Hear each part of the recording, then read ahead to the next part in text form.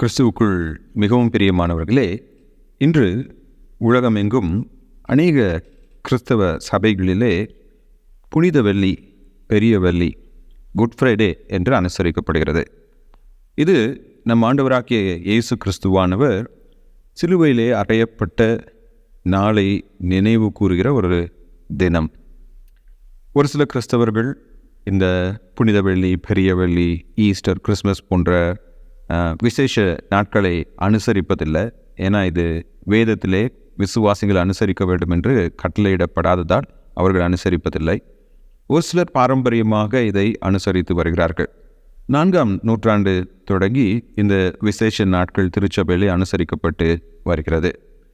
இன்றைக்கு ஆண்டவராகிய இயேசு கிறிஸ்துவின் மரணத்தினால் நமக்கு என்ன பயன் அல்லது பலன் என்று உங்களோடு சில கருத்துக்களை பகிர்ந்து கொள்ள விரும்புகிறேன்.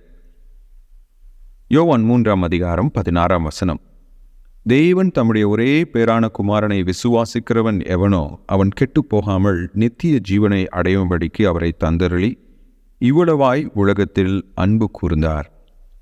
இந்த வசனம் ஆண்டவராகிய இயேசு கிறிஸ்துவானவரை பிதாவானவர் நம்முடைய ரட்சிப்பிற்காக இந்த பூமிக்கு அனுப்பினார் என்று கூறுகிறார். இயேசு கிறிஸ்துவின் மரணத்தை குறித்து நாம் பேசும்பொழுது இயேசு கிறிஸ்துவின் மரணம் ஒரு விபத்து அல்ல. The death of Jesus Christ was not an accident. அப்போஸ்தலர் 4ஆம் அதிகாரம் 26 முதல் 28 வசனங்களிலே அப்போஸ்தலனாகிய பேதுரு தன்னுடைய பிரசங்கத்திலே இயேசு கிறிஸ்துவானவர் பிதாவினால் முன்குறிக்கப்பட்டது போல் as per the predestination of the Father, இயேசு கிறிஸ்துவானவர் சிலுவையிலே மரிக்க வேண்டும் என்பது கடவுளின் அனாதி திட்டம். மனிதர்கள் இயேசு கிறிஸ்துவை கொலை செய்திருக்கலாம், ஆனால் அது பிதாவினுடைய சித்தம். அவருடைய மரணத்தின் மூலமாக பாவிகள் ரட்சிக்கப்பட வேண்டும் என்பதே. இந்த செய்தி பழைய ஏற்பாடு முழுவதும் மீண்டும் மீண்டும் வலியுறுத்தப்பட்டிருக்கிறது. குறிப்பாக பழைய ஏற்பாட்டிலே ஏசாயா 53ஆம் தீர்க்கதரிசன அதிகாரம் ஆண்டவராகிய இயேசு கிறிஸ்துவின் மரணம் எப்படிப்பட்டதாக இருக்கும் என்பதை நமக்கு குறிப்பாக எடுத்துரைக்கிறதாக இருக்கிறது. சங்கீதம் 22 இயேசு கிறிஸ்து கல்வாரி சிலுவையிலே எப்படி பாடுபடுவார் என்பதை மிகவும் தெளிவாக நமக்கு சித்தரிக்கின்ற ஒரு தீர்க்க தரிசன சங்கீதமாக இருக்கிறது. இப்போ இது பிதாவின் அனாதி திட்டம். பழைய ஏற்பாடு முழுவதும் இது போதிக்கப்பட்டிருக்கிறது. ஆண்டவராகிய இயேசு கிறிஸ்துவின் செய்தியும் சுவிசேஷங்களிலே 4 சுவிசேஷங்களிலே தன்னுடைய மரணத்தையும் உயிர்த்தெழுதலையும் மையமாக கொண்டதாக இருந்தது. இதை சீஷர்களால் புரிந்து கொள்ள முடியவில்லை. இயேசு கிறிஸ்து உயிரோடு இருந்த நாட்களிலே அவர் மரித்து உயிர்த்தெழுந்த பின்புதான் அவர் தன்னுடைய மரணத்தை குறித்து பேசினார் என்பதை சீஷர்கள் நினைவு கூர்ந்தார்கள். உதாரணமாக சீஷர்கள் தேவாலயத்தை குறித்து பேசும்போது இந்த ஆலயத்தை இடித்து போடுங்கள், 3 நாளிலே நான் கட்டி எழுப்புவேன் என்று தன்னுடைய மரணத்தையும் உயிர்த்தெழுதலையும் குறித்து இயேசு கிறிஸ்து பேசினார். ஆனால் சீஷர்களோ அங்கே இருக்கிற தேவாலயத்தை குறித்து அவர் பேசுகிறார் என்று நினைத்து கொண்டார்கள். ஆச்சரியமாக பரலோகத்திலும் வெளிப்படுத்தின விசேஷம் 1ஆம் அதிகாரம் 5ஆம் வசனத்திலிருந்து 7ஆம் வசனம் வரை இன்றைக்கு ஆண்டவராகிய இயேசு கிறிஸ்துவானவருடைய கல்வாரி சிலுவையின் மரணமும் உயிர்த்தெழுதலுமே பரலோகத்திலே கடவுளை தொழுது கொள்வதின் மைய கருத்தாக இருக்கிறது. அதே போல வெளிப்படுத்தின விசேஷம் 5ஆம் அதிகாரம் 9 முதல் 12 வசனங்களை நாம் வாசிக்கும் பொழுது it will be the song of all ages. நித்தியத்தின் பாடல் என்னவாக இருக்கும்? மரித்து உயிர்த்தெழுந்த ஆட்டுக்குட்டியானவரை அவருடைய மரணத்திற்காகவும் உயிர்த்தெழுதலுக்காகவும் மீட்பின் செயலுக்காகவும் துதிப்பது. எனவே ஆண்டவராகிய இயேசு கிறிஸ்துவின் மரணம் ஒரு விபத்தல்ல, அது பிதாவின் அனாதி திட்டம். இதன் மூலமாக நாம் பெற்றுக்கொள்ளும் 4 பலன்கள் என்ன?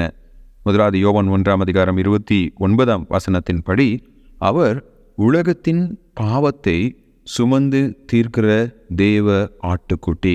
ஆண்டவராகிய இயேசு கிறிஸ்துவானவர் நம்முடைய பாவங்களை சுமந்து தீர்த்திருக்கிறார். அதன் பொருள் என்னுடைய பாவம் கிறிஸ்துவுக்குள்ளாக மன்னிக்கப்பட்டிருக்கிறது. இனிமேல் என்னுடைய பாவம் மன்னிக்கப்பட வேண்டும் என்று நான் செய்ய வேண்டியது ஒன்றுமில்லை. ஏனென்றால் என் ஆண்டவராகிய இயேசு கிறிஸ்துவானவர் தன்னுடைய மரணத்தின் மூலமாகவும் உயிர்த்தெழுதலின் மூலமாகவும் என்னுடைய பாவத்தை நிவிர்த்தி செய்து விட்டார். அடுத்ததாக இயேசு கிறிஸ்துவின் மரணத்தின் மூலமாக நான் பிதாவின் கோபாக்கினையிலிருந்து விடுவிக்கப்பட்டிருக்கிறேன். 1 யோவான் 4ஆம் அதிகாரம் 10ஆம் வசனத்தை நாம் வாசிக்கும் பொழுது அங்கே இயேசு கிறிஸ்துவானவர் நமக்காக மரித்து உயிர்த்தெழுந்தபடியினாலே நாம் பிதாவின் கோபாக்கினிலிருந்து விடுவிக்கப்பட்டிருக்கிறோம். அந்த வசனம் கூறுவது, நாம் தேவனிடத்தில் அன்பு கூர்ந்ததினால் அல்ல, அவர் நம்மிடத்தில் அன்பு கூர்ந்து நம்முடைய பாவங்களை நிவர்த்தி செய்கிற கிருபாதார பலியாக தம்முடைய குமாரனை அனுப்பினதினாலே அன்பு உண்டாய் இருக்கிறது. யோவான் 1:29 பாவ நிவர்த்தி செய்யும் பலியாக கிறிஸ்துவானவர் வந்தார். 2ஆம் வேத பகுதி எபிரேயர் 2:17 1 யோவான் 4:10 அவர் நம்முடைய கிருபாதார பலியாக இந்த பூமிக்கு இறங்கி வந்தார். நான் பாவங்கள் மன்னிக்கப்பட்டு பாவத்தின் தண்டனையிலிருந்து விடுவிக்கப்பட்டது மட்டுமில்லாமல் ரோமர் 5:10-11 வசனங்கள் சொல்கிறது, நாம் தேவனோடு கூட ஒப்புரவாக்கப்பட்டிருக்கிறோம். We are been restored to God. பாவம் நம்மை தேவனிடத்திலிருந்து பிரித்தது. கிறிஸ்துவின் மரணத்தின் மூலமாக ஒரு பாவி தேவனோடு ஒப்புரவாக்கப்படுகிறான். இதைதான் வேதம் மீட்பு, ரிடம்ஷன் என்று கூறுகிறது. கலாத்தியர் 3ஆம் அதிகாரம் 13-14 வசனங்களிலே நியாயப்பிரமாணத்தின் சாபத்திலிருந்து தேவன் நம்மை விடுவித்தார்.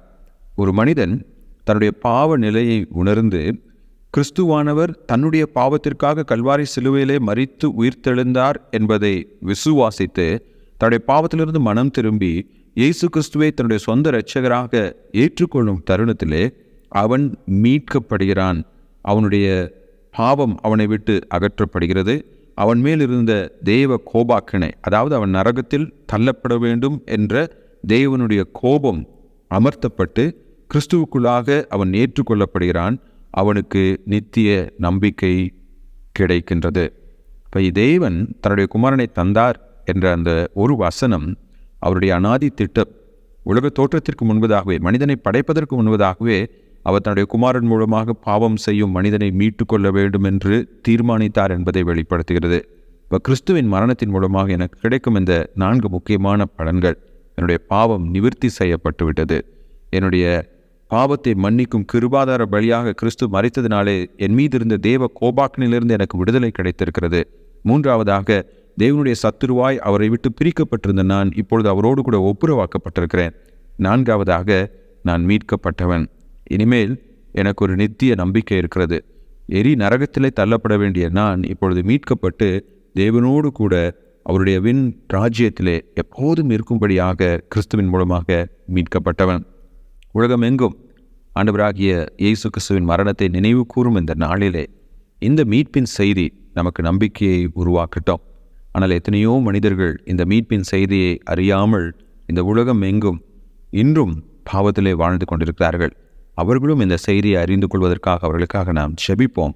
நம்மால் இயன்ற மனிதர்களுக்கு இந்த கிறிஸ்துவின் மரணத்தின் முக்கியத்துவத்தையும் அதனால் அவர்களுக்கு கிடைக்கும் பலனையும் அவருடைய உயிர்த்தெழுதலின் வல்லமையும் நாம் பகிர்ந்து கொள்வோம். தேவன் தாமே நம்மை ஆசீர்வதிப்பாராக. ஆமென்.